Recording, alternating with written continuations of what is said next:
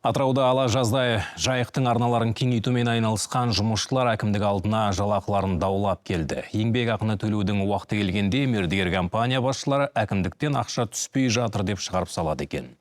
Расымен де өзен арналарын қазу жұмыстарына тапсырыс беруші Атырау облысы әкімдігі. Айлықтарын сұрай сарылған олар жұмысты тоқтатып, амалсыз әкімдікке келген.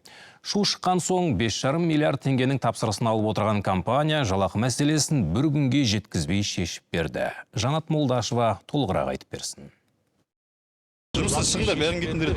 Кетеміз дедік, ешкім не істемейміз, бәріміз кетеміз ол битақта. Бұл Атырау қаласында жайық өзенін тереңдету жұмыстарын жасап жатқан жұмысшылар ай сайын уақытылы айлық ала алмай отырмыз деп ашынған олар облыс әкімдігінің алдына жиналып жан айқайларын жеткізді. Олар Атырау облысы әкімдігінен тапсырыс алған Павлодар өзен порты компаниясына қосалқы Нұр Капитал құрылыста жұмыс жасайды екен. Наразы топтың сөзінше мердігер жұмысшыларға қолша қарайды. Еңбек ақыларын талап етсе, жұмыстан шығара салады дейді. Жігіттер бәрінде семьясы бар.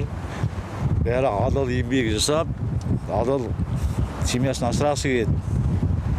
Бізде енді тек салпаттың уақыты келді ма, жатқан айқай қашан болады? Ертең, қашан болады? Ертең майдан бері қарай. Мысалға, бұл проблема былтыр июньде басталды бұл жұмыстар. Сол июньнен бастап ақша требовать еткен адамдарды жұмыстан шығарып жібереді. Еңбек ақыдан бөлек әлеуметтік төлемдер де аударылмайды. Оған қоса таңғы асыз жұмысқа шығып кеткен күндеріміз бар. Осы уақытқа дейін мұның барлығымен санаспай келдік деп ашынады жұмысшылар. Біздер ретінде акиматқа қараймыз, мына компания не істейді, объем алып отыр. Бұның определенный бір өзінің километрі бар. Сол километрді біздер өткізбей, технадзорлар тексеріп қол қоймай, акимат бізге ақша бермейді, сендер ақша бермейсің, сендерге зарплата бере алмаймыз дейді. Бір күн демалыс жоқ жұмыстан негізі. Постоянно работа бізде. Біз айтамыз, сіздерден демалыс сұрап жатқан жоқпыз. Ештеңе сұрамаймыз. Тек қана айлығымыз 500 мың ба, 500 мыңды толықтай, оны күні вовремя төлеңдер, болды, артық ештеңе сұрамаймыз. Наразы топқа шыққан шенеуніктер компанияға әкімдік ақшаны уақытылы аударып отырған. Бұл жағдайдан бейхабар екендерін айтып ақталды.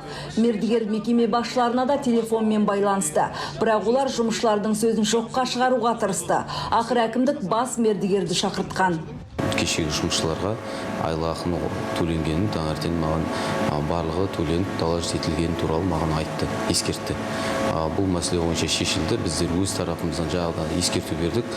Айлық ақысы уақытылы төленсін, бір күн бекітілсін деп. Сол мәселені Қазақстанда қосалқы мердігер мекемен бұлар талқылайды. Сондай-ақ шенеуніктер алдағы уақытта жағдайды бақылауда ұстаймыз дейді. Нұр Капитал компаниясы өкілдері де жұмысшылардың еңбек ақыларын толықтай төледік. Барлығы түгелде ертеңнен бастап өз қызметтеріне оралады деп отыр. Оған қоса заңды келісім шарттары мен әлеуметтік төлемдерді де реттеуге уәде етті. Жалпы жайық өзенінің арналарын тереңдету жұмыстарына қазынадан 5,5 миллиард теңге бөлініпті. Бұл жұмыстар жыл соңында аяқталады екен. Жанат Молдашева, Манаш Шарипов, КТК, Атыраудан.